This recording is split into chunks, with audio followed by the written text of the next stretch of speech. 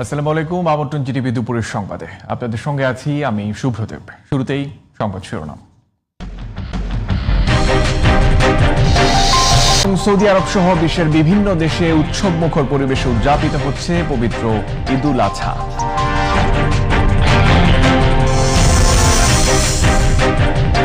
যথাযোগ্য মর্যাদা ও ধর্মীয় ভাব গাম্ভীর্যের মধ্য দিয়ে সৌদি আরব সহ মধ্যপ্রাচ্যের বিভিন্ন দেশে উৎসবমুখর পরিবেশে উদযাপিত হচ্ছে মুসলিমদের অন্যতম প্রধান ধর্মীয় উৎসব পবিত্র ঈদুল আজহা। নামাজ শেষে বিশ্ব মুসলিম উম্মার শান্তি কামনা করে দোয়া ও মোনাজাত করা হয়। এরপর শুরু হয় কোরবানির আনুষ্ঠানিকতা। সৌদি আরব, কাতার, কুয়েত ও দুবাই প্রতিনিধির পাঠানো তথ্য ছবিতে আরো জানাচ্ছেন সোহেল আহমদ।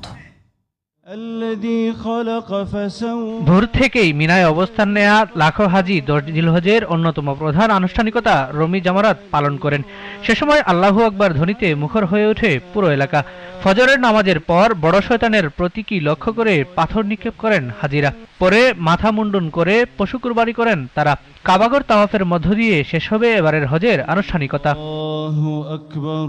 যথাযোগ্য মর্যাদায় কাতারে উদযাপিত হয় ঈদুল আজহা।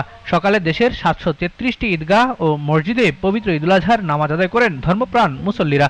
এবারও বাংলাদেশ দূতাবাসের উদ্যোগে Bangladesh MHM school and college মাঠে বাংলাদেশিদের জন্য আলাদা ঈদের জামাত অনুষ্ঠিত হয়। পরে শুরু হয় কুরবানির আনুষ্ঠানিকতা।